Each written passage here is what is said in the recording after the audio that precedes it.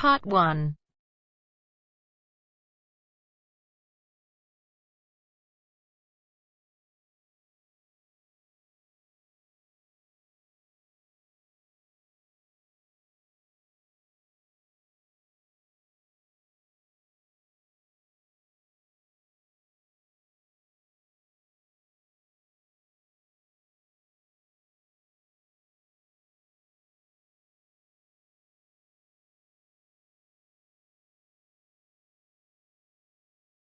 You will hear a conversation between a clerk at the inquiries desk of a transport company and a man who is asking for travel information. First, you have some time to look at questions 1 to 5.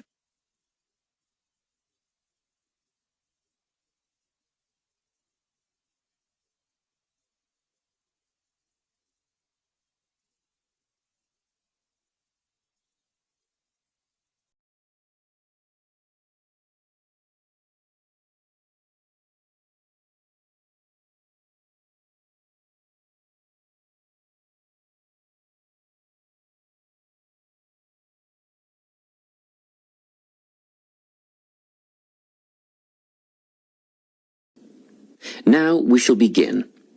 You should answer the questions as you listen, because you will not hear the recording a second time. Listen carefully and answer questions 1 to 5.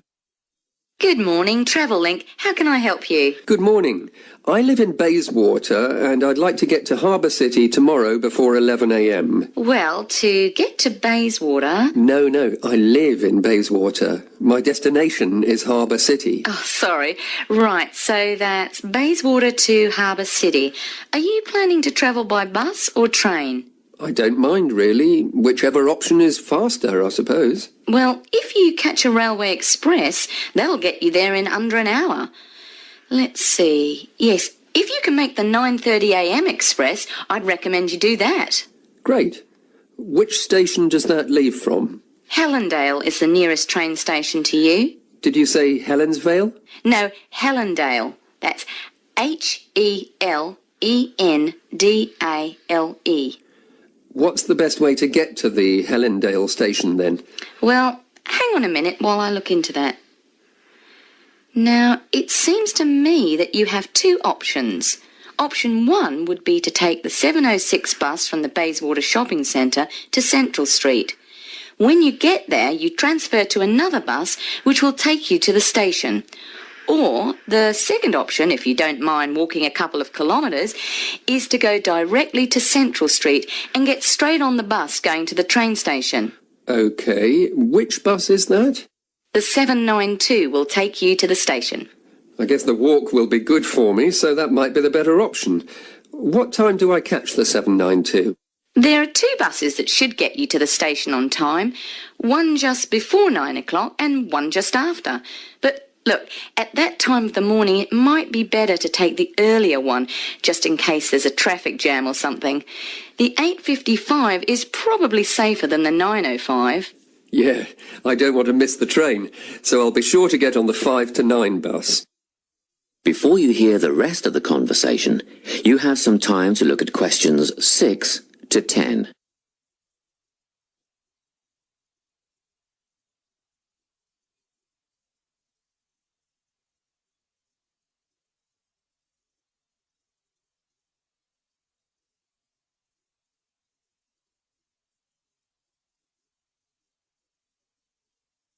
Now listen and answer questions 6 to 10. By the way, how much will I have to pay in fares? Well, you can get a ticket on the bus for $1.80 cash, and you'll need $10 each way for the train. Wait, do you have a Travel Link card? No, but I can get one before tomorrow. OK, well, that'll make it considerably cheaper then. The bus will cost $1.50 each way, and the train will be... The train to Harbour City will... still cost $10 because you'll be travelling during peak hours in the morning, so no savings there, I'm afraid. However, if you could come back at an off-peak time... What does that mean? Well, if you could start your return journey before 5 p.m. or later than 7:30 in the evening... Actually, I wasn't planning on coming back till at least 8 o'clock anyway. Oh, in that case, you can make quite a saving if you use your Travel Link card. You did say you were planning to purchase one, didn't you? Yes, I'll pick one up later today. Good. That would mean your return train journey would only cost you $7.15 with your card. Thank you. Is there anything else I can help you with? Actually, there is. Do you know if I can use the Travel Link card on ferries? If you're thinking of the Harbour City ferries that go back and forth between the North and South Bank, those are the commuter ferries, then yes. A one-way trip costs $4.50, but with your card you'd make a 20% saving and only pay $3.55. So $3.55 for the commuter ferry. What about the tour boats? You mean the tourist ferries that go upriver on sightseeing tours? No, they only take cash or credit card. They're not part of the Travel Link company. Oh, I see. I don't suppose you know the cost of a tour? In actual fact, I do, because I took a friend on the trip upriver just last week.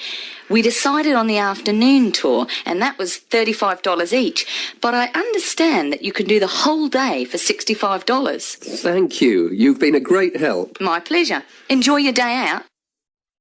That is the end of part 1. You now have half a minute to check your answers.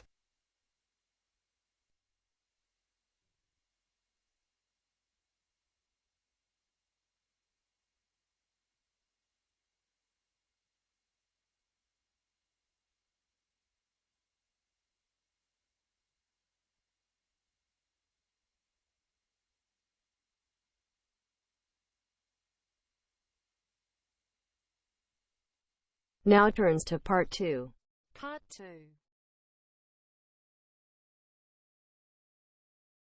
You will hear a guidance counsellor talking to a group of students. First, you have some time to look at questions 11 to 14.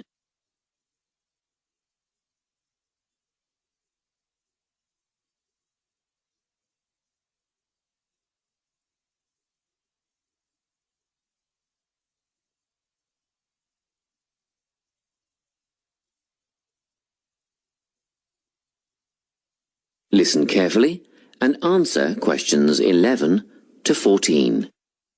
Hello everyone. I'm the Counselling Administrator here at St Ives College, and I've been asked to come and talk to you about our counselling team and the services that we offer. We have 3 professional counsellors here at St Ives: Louise Bagshaw, Tony Denby and Naomi Flynn. They each hold daily one-on-one sessions with students, but which counsellor you see will depend on a number of factors.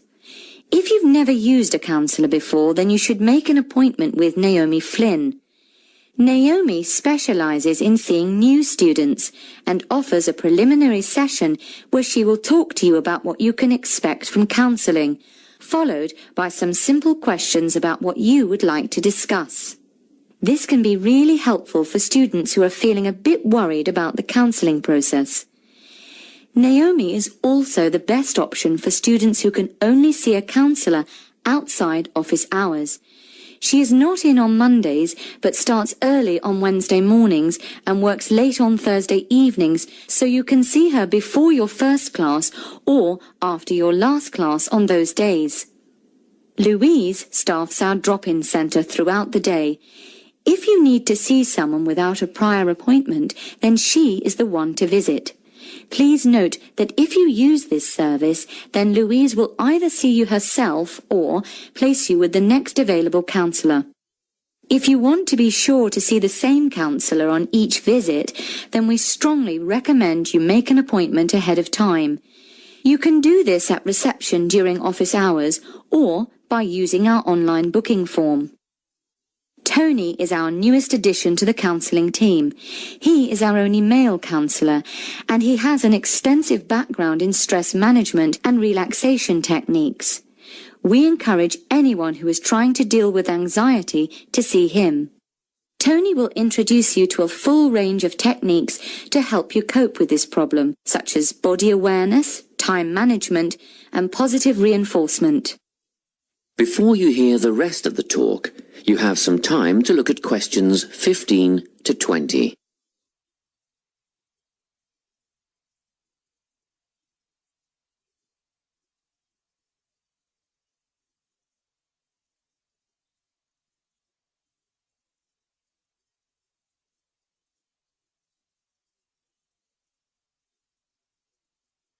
Now listen and answer questions 15 to 20. Each semester, the counselling team runs a number of small group workshops. These last for 2 hours and are free to all enrolled students. Our first workshop is called Adjusting. We've found that tertiary education can come as a big shock for some people. After the structured learning environment of school, it is easy to feel lost. In this workshop, we will introduce you to what is necessary for academic success. As you might expect, we're targeting first-year students with this offering. Getting organised follows on from the first workshop. Here, we're going to help you break the habit of putting things off, get the most out of your time, and discover the right balance between academic and recreational activities. With Getting Organised, we're catering to a broader crowd, which includes all undergraduates and postgraduates. Next up is a workshop called Communicating. The way people interact here may be quite different to what you're used to, especially if you've come from abroad. We'll cover an area that many foreign students struggle with, how to talk with teachers and other staff. We'll cover all aspects of multicultural communication. International students tend to get a lot out of this class, so we particularly encourage you to come along. But I must say that sometimes students from a local background find it helpful too, so everyone is welcome.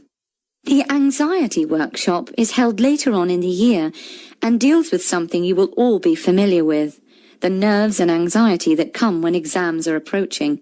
Many students go through their entire academic careers suffering like this, but you don't have to. Come to this workshop and we'll teach you all about relaxation and how to breathe properly, as well as meditation and other strategies to remain calm. We've tailored this workshop to anyone who is going to sit exams. Finally, we have the motivation workshop. The big topic here is how to stay on target and motivated during long-term research projects. This workshop is strictly for research students, as less advanced students already have several workshops catering to their needs. Well, that's it. Thanks for your time. If you have any questions or want more information about our services, do come and see us at the counselling service. That is the end of part 2. You now have half a minute to check your answers.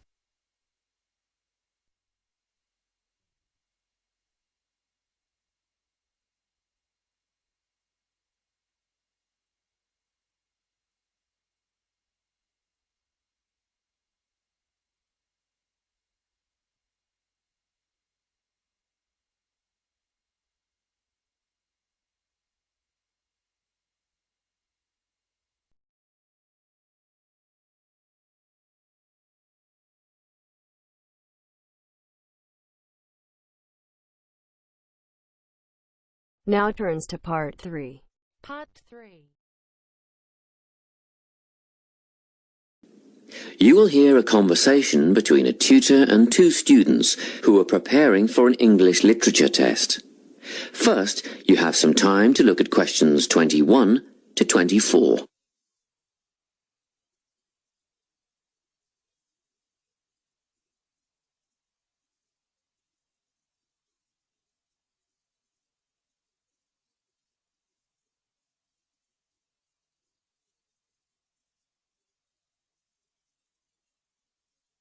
Listen carefully and answer questions 21 to 24. Hello, Lorna, Ian. Glad you could make it. You're the only two who put your names down for this literature tutorial, so let's get started, shall we? I want to run over some aspects of the novel The Secret Garden with you before the test next week. Be sure to take some notes and ask questions if you need to. Hey, Lorna, have you got a spare pen? Sure, here you are. Okay, so the story follows two key characters.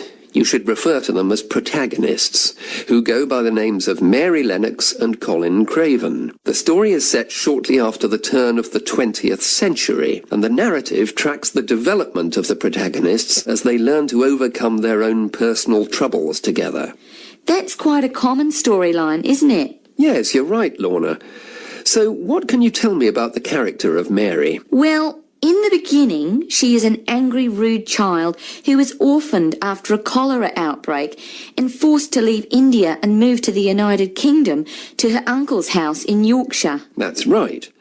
And there she meets Colin, who spends his days in an isolated room, believing himself to be permanently crippled, with no hope of ever gaining the ability to walk. The two strike up a friendship, and gradually learn, by encouraging each other, that they can both become healthy, happy, and fulfilled in life. Will we need to remember a lot of these details for the exam? Just the basic outline. Examiners don't want to read a plot summary. They know what the book is about.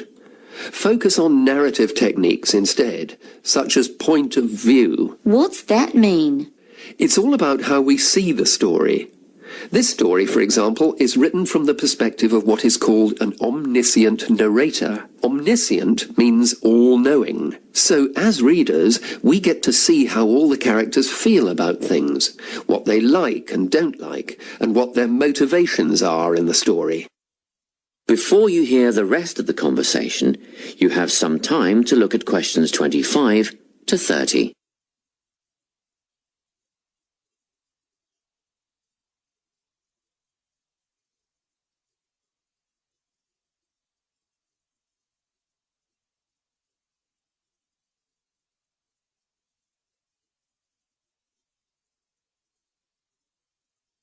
Now listen and answer questions 25 to 30. Won't it be hard to write a technical analysis? After all, it's a kid's book. Well, it was initially pitched at adults, you know. But over the years it has become seen as a more youth-orientated work. And you're right in a sense. The simple vocabulary and absence of foreshadowing make the story very easy to follow and ideally suited for children. But that doesn't mean there isn't much to analyse. Look at the symbolism, for instance. Symbols are things, right? Material things like objects that stand for abstract ideas. Absolutely, yes. And the author uses many of them.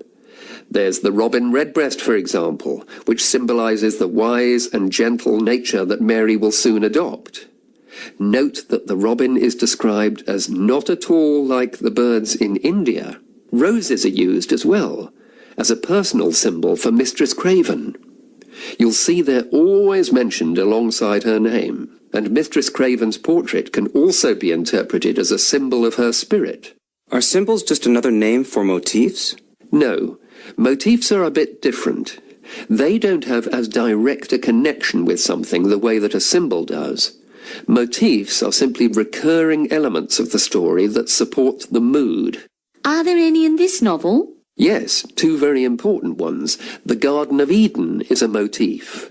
It comes up a few times in connection with the garden of the story. And then you've got the role that secrets play in the story. In the beginning, everything is steeped in secrecy, and slowly the characters share their secrets, and in the process move from darkness to lightness, metaphorically, but also, in the case of Colin, quite literally. His room in the beginning has the curtains drawn, and he appears at the end in the brightness of the garden. Anything else we need to know about? Yes. Nearly all novels explore universal concepts that everyone has experienced. Things like love, family, loneliness, friendship. These are called themes. The Secret Garden has a few themes that all centre on the idea of connections. The novel explores, for example, the way that health can determine and be determined by our outlook on life.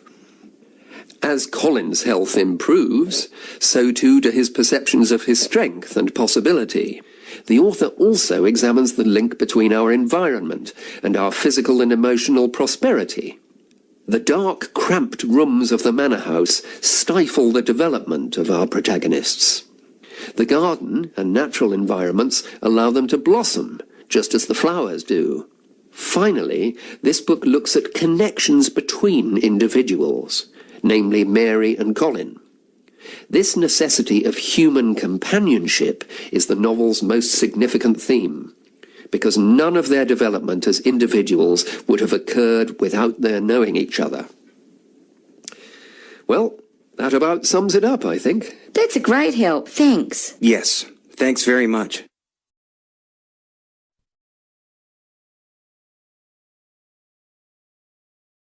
That is the end of part 3. You now have half a minute to check your answers.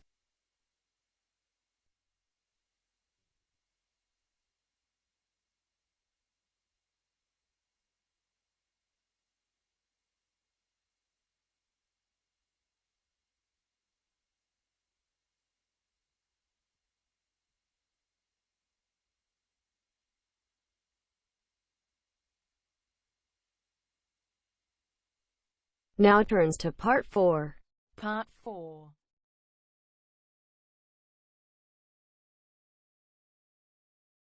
You will hear a talk on the topic of time perspectives. First, you have some time to look at questions 31 to 40.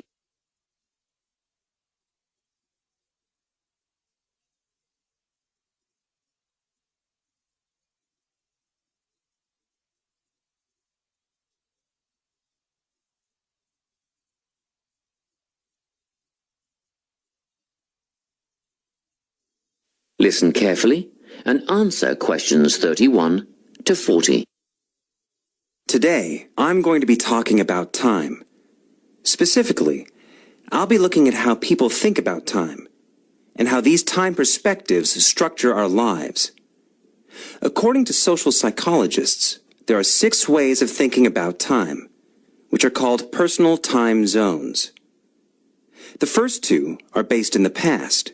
Past positive thinkers spend most of their time in a state of nostalgia, fondly remembering moments such as birthdays, marriages, and important achievements in their life. These are the kinds of people who keep family records, books, and photo albums. People living in the past negative time zone are also absorbed by earlier times. But they focus on all the bad things, regrets, failures, poor decisions. They spend a lot of time thinking about how life could have been. Then, we have people who live in the present. Present hedonists are driven by pleasure and immediate sensation. Their life motto is to have a good time and avoid pain. Present fatalists live in the moment too, but they believe this moment is the product of circumstances entirely beyond their control. It's their fate, whether it's poverty, religion, or society itself. Something stops these people from believing they can play a role in changing their outcomes in life. Life simply is, and that's that. Looking at the future time zone, we can see that people classified as future active are the planners and go-getters. They work rather than play and resist temptation. Decisions are made based on potential consequences, not on the experience itself. A second future-orientated perspective, future fatalistic, is driven by the certainty of life after death and some kind of a judgment day when they will be assessed on how virtuously they have lived and what success they have had in their lives. Okay, let's move on.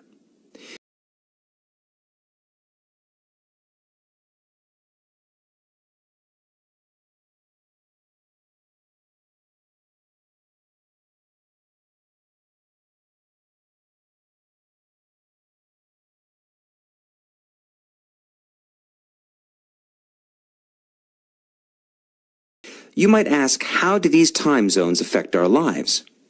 Well, let's start at the beginning. Everyone is brought into this world as a present hedonist. No exceptions. Our initial needs and demands, to be warm, secure, fed, and watered, all stem from the present moment. But things change when we enter formal education. We're taught to stop existing in the moment and to begin thinking about future outcomes. But did you know that every 9 seconds a child in the USA drops out of school? For boys, the rate is much higher than for girls. We could easily say, well, boys just aren't as bright as girls. But the evidence doesn't support this. A recent study states that boys in America, by the age of 21, have spent 10,000 hours playing video games. The research suggests that they'll never fit in the traditional classroom, because these boys require a situation where they have the ability to manage their own learning environment. Now, let's look at the way we do prevention education. All prevention education is aimed at a future time zone. We say, don't smoke or you'll get cancer. Get good grades or you won't get a good job. But with present-orientated kids, that just doesn't work. Although they understand the potentially negative consequences of their actions, they persist with the behavior because they're not living for the future. They're in the moment right now. We can't use logic, and it's no use reminding them of potential fallout from their decisions or previous errors of judgment. We've got to get in their minds just as they're about to make a choice. Time perspectives make a big difference in how we value and use our time. When Americans are asked how busy they are, the vast majority report being busier than ever before. They admit to sacrificing their relationships, personal time, and a good night's sleep for their success. 20 years ago, 60% of Americans had sit-down dinners with their families, and now only 20% do. But when they're asked what they would do with an 8-day week, they say, oh, that'd be great. They would spend that time laboring away to achieve more. They're constantly trying to get ahead, to get toward a future point of happiness. So, it's really important to be aware of how other people think about time. We tend to think, oh, that person's really irresponsible, or that guy's power hungry. But often, what we're looking at is not fundamental differences of personality, but really just different ways of thinking about time. Seeing these conflicts as differences in time perspective, rather than distinctions of character, can facilitate more effective cooperation between people and get the most out of each person's individual strengths. That is the end of part 4. You now have half a minute to check your answers.